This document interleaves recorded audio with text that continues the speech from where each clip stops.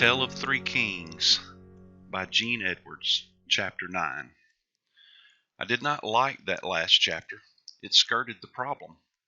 I'm in David's situation, and I am in agony. What do I do when the kingdom I'm in is ruled by a spear-wielding king? Should I leave? If so, how? Just what does a person do in the middle of a spear-throwing contest?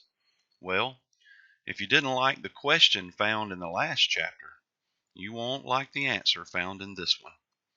The answer is, you get stabbed to death. But what is the good in being speared?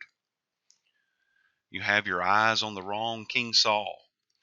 As long as you look at your king, you will blame him and him alone for your present hell.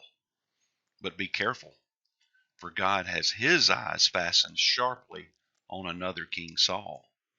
Not the visible one standing up there throwing spears at you. No, God is looking at another King Saul, one just as bad or worse.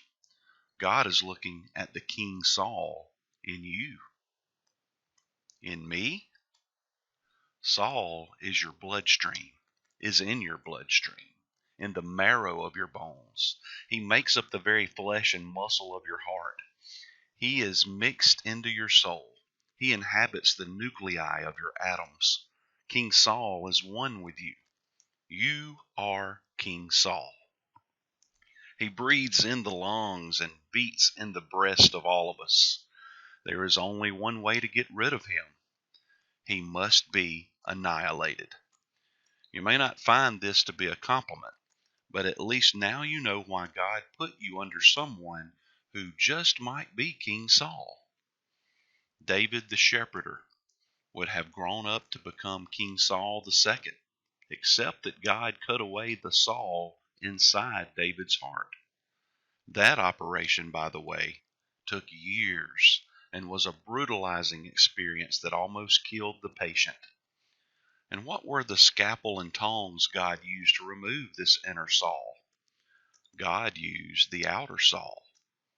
King Saul sought to destroy David, but his only success was that he became the instrument of God to put to death the Saul who roamed about in the caverns of David's own soul. Yes, David was virtually destroyed in the process, but this had to be.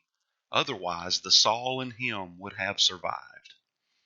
David accepted this fate. He embraced the cruel circumstances. He lifted no hand nor offered resistance, nor did he grandstand his piety. Silently, privately, he bore the crucible of humiliation.